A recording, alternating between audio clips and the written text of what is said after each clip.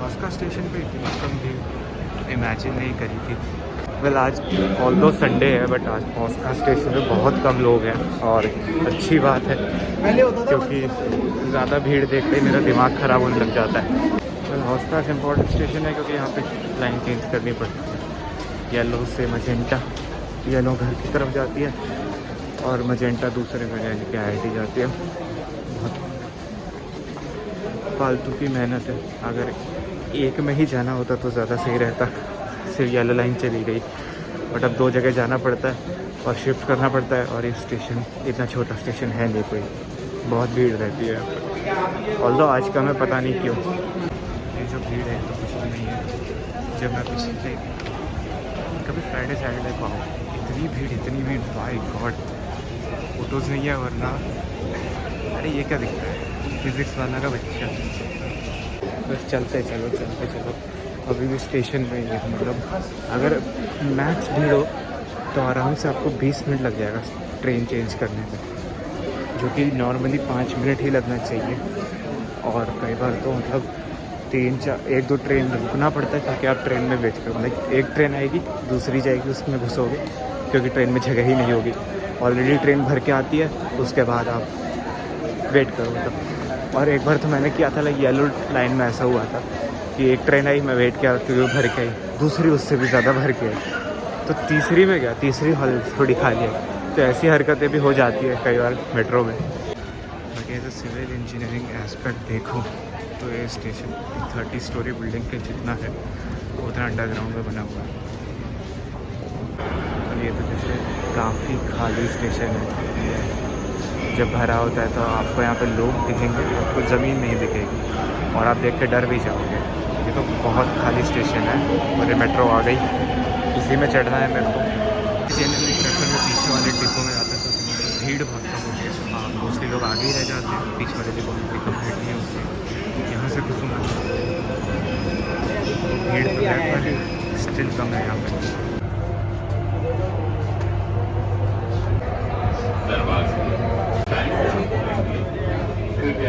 Dream station कई लोगों के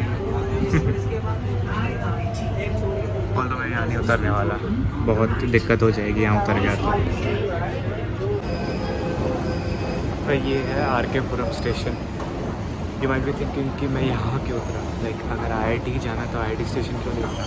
मतलब बहुत बड़ी गलती है क्योंकि IIT स्टेशन मेन गेट उतारती है। मेरा हॉस्टल वहाँ से पड़ता है 1-1.5 किलोमीटर पड़ जाएगा। अगर मैं RK पुरम से उतरूँ तो मैं IIT की बैक साइड से घुसूँगा और यहाँ से मेरा हॉस्टल सिर्फ 100-200 मीटर पड़ता है। तो फालतू की ट्रैवलिंग बचाने के लिए ये बहुत सही जगह है।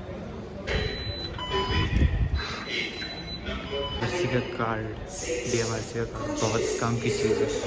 फालतू की लाइनों में नहीं लगना पड़ता टिकट खरीदने के लिए, क्योंकि जिस स्टेशन से मैं आता हूँ बहुत लंबी लाइन लगी रहती है, बहुत ज़्यादा लंबी। इसी से याद आया यार, काफ़ी लोग मेरे को कहते रहते हैं कि भैया हमारा जेई नहीं निकला, क्या हम गेट की निकाल सकते हैं। तो यार गेट में आपकी मदद करने के लिए गेट वाला फिजिक्स वाला का एक अलग ब्रांच है जो कि सिर्फ गेट स्पेसिफिक कंटेंट आपको देगा।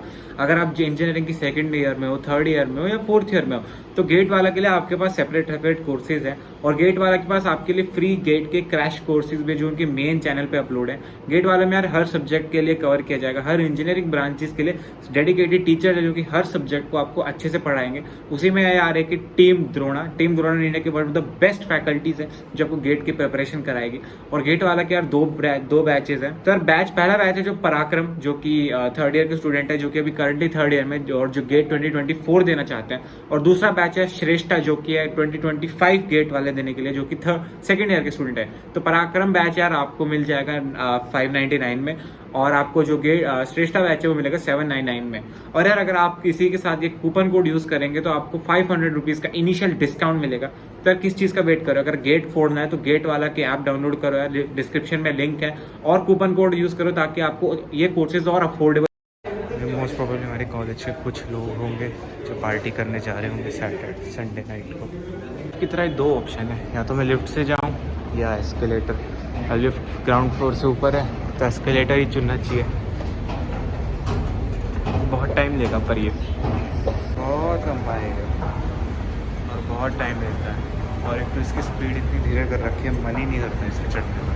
This is the highway, the OG highway, जो साउथ दिल्ली की पीछे की साइड है। JNU आगे है थोड़ा सा ही, ज़्यादा डिस्टेंस नहीं है। और ये ओजी इसलिए क्योंकि ये आधी रात को अलग हो जाता है, मतलब अभी बहुत लाइवली है, कभी 12, 11, 10, सॉरी 10 तो बहुत जल्दी होगा, 2-3 बजे आओ कभी, and you will see the horrific side of Delhi. ऐसी ऐसी चीज़ें देखने को मिलती है, मतलब आई कांट इवन एक्सप्लेन यार। और यहाँ से मैं 100 मीटर चलूँगा तो IIT का बैक गेट आ जाएगा, जो कि मच क्लोज़र है फ्रंट गेट से अपने हॉस्टल जाने में। क्या आपका IIT दिल्ली ये बैक गेट है, this doesn't look that magnificent compare to front gate, but it's much closer. और शायद मैं दिखाई नहीं दे रहा हूँ अब कैमरा पे, क्योंकि कैंपस के अंदर इस एरिया में लाइटिंग ही नहीं है। बट कैंपस के अंदर आके थोड़ा अच्छा सेफ फील होता है कि फालतू की हरकतें भारी हो। और कैंपस कंपैरेटिवली ठंडा है यार, बाहर थोड़ी गर्मी है, या प्लस पॉइंट भी ले लो नेगेटिव पॉइंट भी ले लो, बट ठीक है। और घर से ज़्यादा दूर नहीं है, तो कभी कोई एक्स्ट्रा कपड़े की ज़रूरत है तो घर से ला सकते हैं। ये फ़ायदा है दिल्ली मेट्रो का। बोल दो कि मेरे को खुद नहीं पता कि मैं वीडियो क्यों बना रहा हूँ, जस्ट मन में आया कि चलो कैमरा उठा के वीडियो बनाते तो बना ली।